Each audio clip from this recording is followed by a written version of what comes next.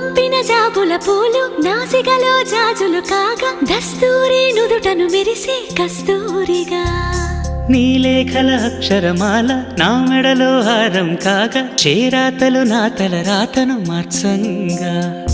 నువ్వు రాసిన ఈ ఉత్తరమే నా మనసుకు అర్థంగా నువ్వు చేసిన ఈ సంతకమే మన ప్రేమకు పసుపు కుంకుమ అర్థంగా గంగా నిజంగా నువ్వే నాలో సగభాగంగా నీ ఉరుకులే రాగ